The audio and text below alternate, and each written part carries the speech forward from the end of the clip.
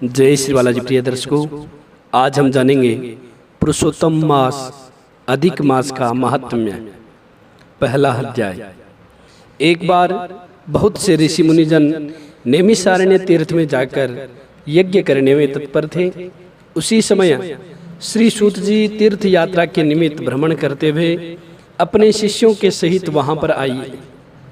मुनियों को देखकर नमस्कार कर आनंद मग्न हो गए। वल्कल वस्त्र पहने, प्रसन्न मुख, चेहरे पर कांति, परमार्थ में निपुण चंदन से शोभायमान, तुलसी की माला तथा जटाओं का मुकुट धारण किए हुए महाशरणम इस अद्भुत मंत्र को जपते हुए सूत जी को देखकर नैमिषारण्य के महर्षि लोग उठकर खड़े हो गए। मुनियों ने हाथ जोड़कर कहा कि हे सूत जी, हम सब लोगों को भगवान की अद्भुत कथाओं को सुनने की इच्छा है। तब सूत जी ने प्रसन्नता से सब ऋषियों के आगे हाथ जोड़कर नमस्कार किया। ऋषि कहने लगे कि हे सूत जी, हमने आपके लिए सुंदर आसन बनाया है, आप इस पर बैठिए। आप बड़े भाग्यवान हैं। आपने गुरु की कृपा से भागवत के रहस्यों का वर्णन करने की शक्ति प्राप्त की है। इस संसार सागर में हजारों बातें सुनने योग्य है, परंतु उनमें जो भी सार वस्तु हो, संसार सागर डूबते हुओं को पार करने के लिए जो शुभ श्रेष्ठ कथा आपके विचार में है, वही बताइए। शौनकादि के पूछे जाने पर श्री सूत जी कहने लगे, हे विप्रो, मेरे वचनों को सुनो। मैं पहले पुष्कर तीर्थ गया और वहां से हजारों तीर्थों में होता हुआ हस्तिनापुर गया। वहां राजा परीक्षित अपने राज्य को छोड़कर अनेक महापुण्यवान ऋषियों के साथ गंगा किनारे जा रहे थे। उनमें अनेक सिद्ध योगी और महासिद्ध मुनि थे। मैं वहां पर उस समाज को पूछ ही रहा था, तो वहां भगवान श्री कृष्ण के चरण कमल में मन लगाए महामुनि व्यास जी के पुत्र सुखदेव जी पधारे, जिनकी 8 वर्ष की आयु, शंख के समान कंठ, ऊंचे और चिकने केशों से घिरा हुआ मुख, दृढ़ कंधे, चमकती हुई कांति थी।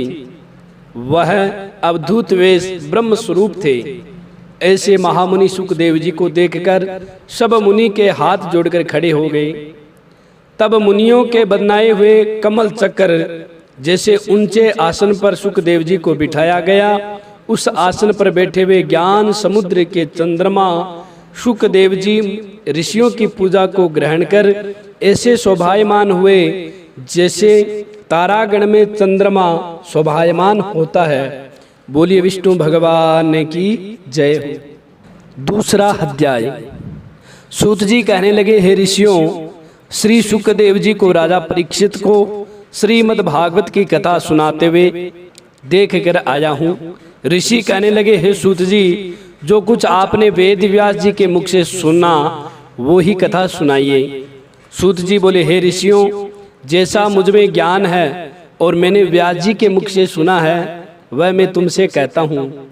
एक समय नारद जी विचरते हुए भगवान नारायण के निवास स्थान में पहुँचे। वहाँ पर भगवान के चरणों से अलकनंदा नदी बह रही थी। वहाँ पर ब्रह्म में लीन जितेंद्रिय, निर्मल और तेजोमय ऋषि को देखकर भगवान ने उनको नमस्कार किया।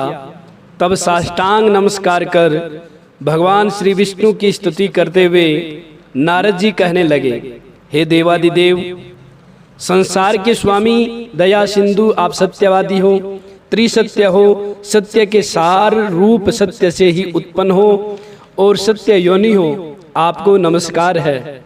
हे भगवान, सब प्राणियों के हृदय विषयों में आसक्त है। स्त्री पुत्रादि के मोह में फंसे हुए गृहस्थी लोगों का हित करने वाला लाभदायक कथावर्त कुछ विचार कर मुझे बतलाइए। मैं आपके मुखारविंद से कुछ सुनने के लिए ब्रह्मलोक से आया हूँ। नारद जी के ऐसे वचनों को सुनकर भगवान हंसकर नारद जी से कहने लगे, हे नारद, भगवान श्री कृष्ण आदि की पुण्य कथा को सुनो। हे तात, जगत के विधाता और उसको एक पल मात्र में नाश करने वाले, उनके कर्मों को कहने वाला पृथ्वी पर कौन सामर्थ है।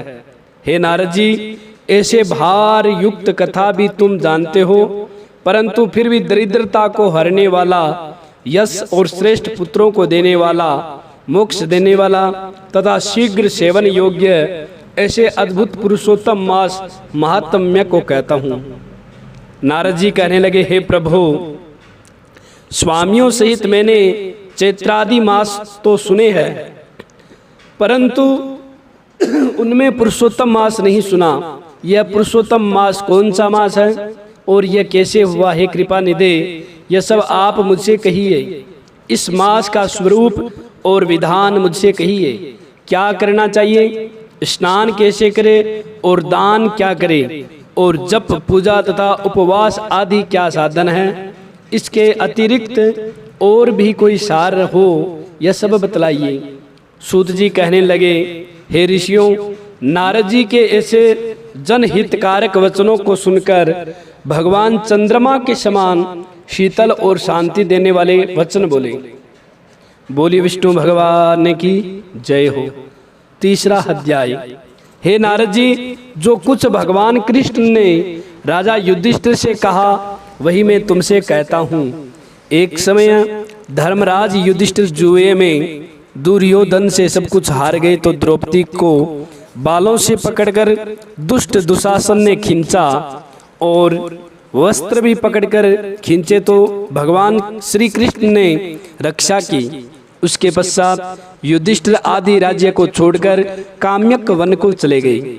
वहां पर वन में युधिष्ठिर, द्रौपदी आदि बाल बिखरे वन में रहने वाले हाथियों की तरह वन के फलों को खाकर अति दुख को प्राप्त हुए। एक समय देवकी के पुत्र भगवान श्री कृष्ण उनको दुखी जानकर काम्यक वन को गए। उस समय युधिष्ठिर आदि श्री कृष्ण भगवान को देखकर ऐसे प्रसन्न हुए मानो देह में प्राण आ गए हो। वे बड़े प्रेम से मिले और हरि के चरण कमलों में नमस्कार किया। द्रौपदी ने भी प्रणाम किया।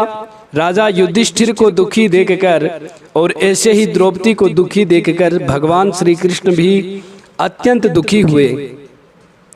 जब विश्वात्मा भक्तवत्सल भगवान ने दुर्योधन को भस्म करने के लिए क्रोध किया तो मानो करोड़ों काल कराल के समान मुख से प्रलय काल की अग्नि उठी हो और दांतों को पीसते हुए मानो त्रिलोक को भस्म कर देंगे।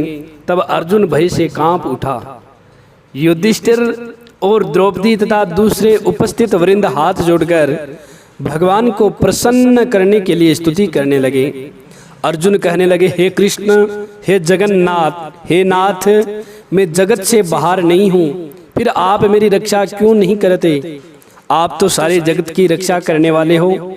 जिनके नेत्र बंद करने से ब्रह्मा का पतन हो जाता है, जिनके क्रोध से सारे विश्व का नाश हो जाता है, कोई भी जीवित नहीं रह सकता। हे जगतपते, इस संहार करने वाले क्रोध को दूर कीजिए। आपके क्रोध से संसार में प्रलय हो जाएगी।